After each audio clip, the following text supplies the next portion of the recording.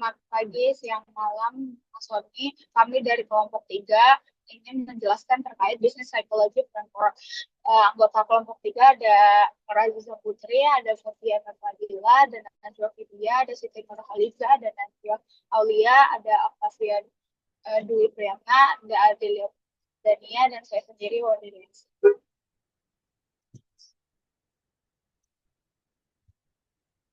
Di Business Psychology Framework sendiri ada Strategic Direction Capital yang dimana ini suatu model agar organisasi ini bisa sustainable dan bahagia, dan ada dua lingkungan strategis yaitu internal dan eksternal, yang dimana pemimpin dari perusahaan atau organisasi ini harus paham serta mengenali titik strategis dari organisasi atau perusahaan yang menjadi suatu kekuatan untuk menghasilkan sesuatu.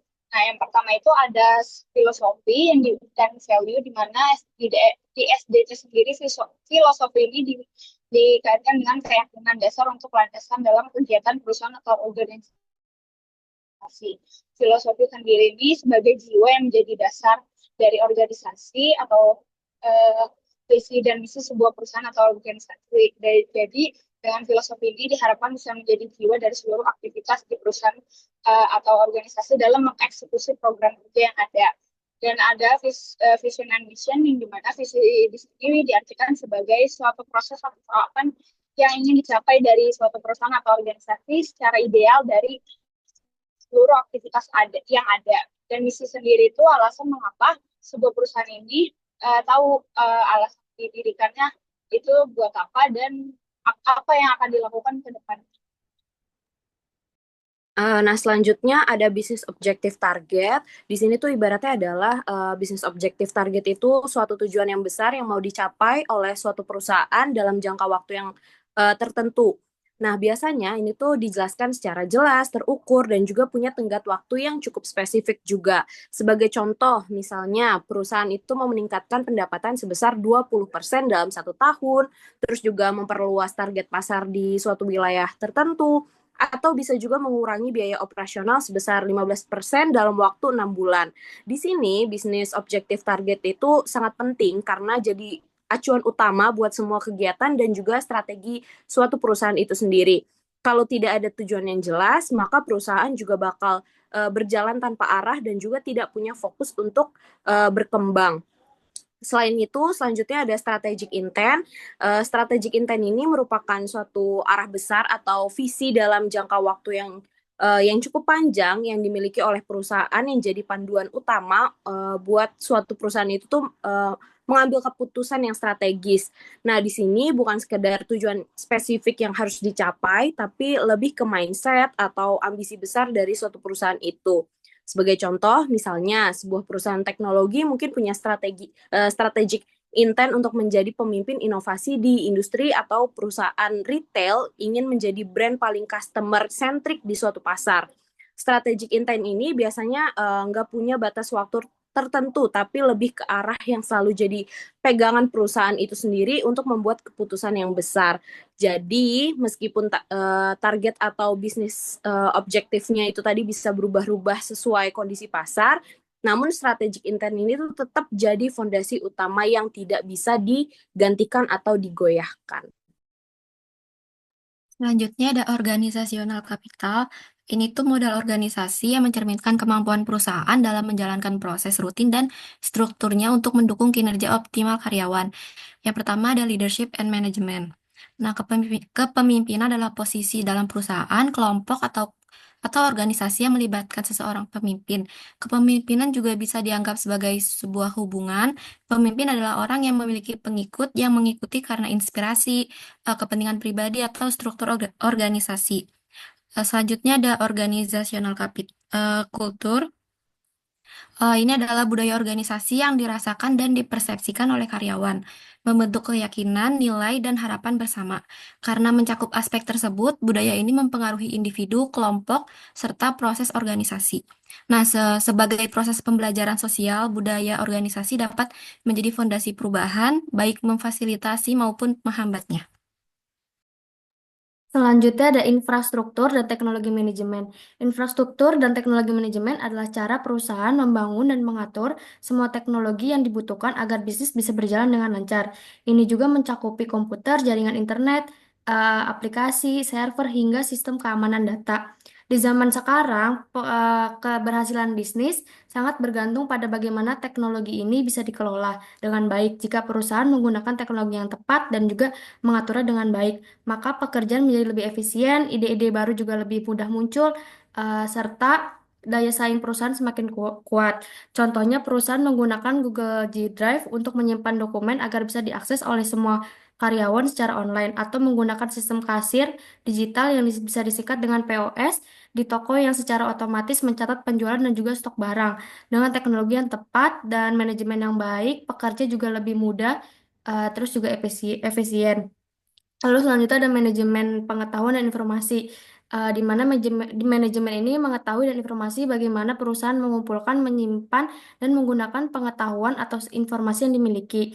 Informasi ini bisa berasal dari pengalaman kerja, data pelanggan, laporan keuangan, dan sebagainya. Tujuannya agar perusahaan dapat membuat keputusan yang lebih baik, mencapai proses kerja yang mudah, juga mencapai tujuan bisnisnya. Contohnya, jika karyawan menemukan cara yang efektif menangani komplain pelanggan, lalu akan membagikannya kepada tim melalui panduan kerja, maka semua karyawan bisa bekerja lebih efisien. Selanjutnya ada human capital. Ini adalah istilah yang digunakan untuk menggambarkan nilai atau aset yang dimiliki oleh seseorang dalam bentuk pengetahuan, keterampilan, pengalaman, dan sikap kerja. Dalam konteks psikologi bisnis, human capital bukan hanya soal pendidikan formal, tapi juga mencakup kepribadian, motivasi, dan kemampuan seseorang untuk memberikan kontribusi dalam organisasi.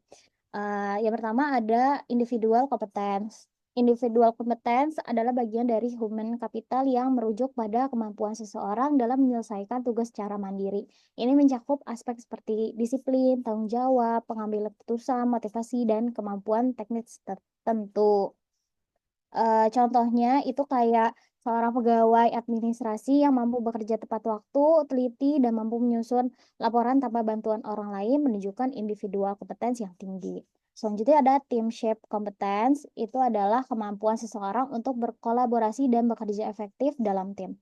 Ini termasuk kemampuan berkomunikasi, mendengarkan, berbagi informasi, menyelesaikan konflik, dan saling mendukung antar anggota tim.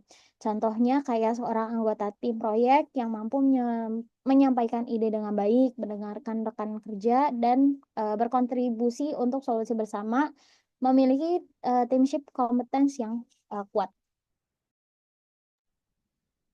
Selanjutnya ada organizational competence, yaitu kemampuan organisasi, yaitu bagaimana sebuah perusahaan bisa mengatur semua bagian kerjanya supaya bisa mencapai tujuan bersama.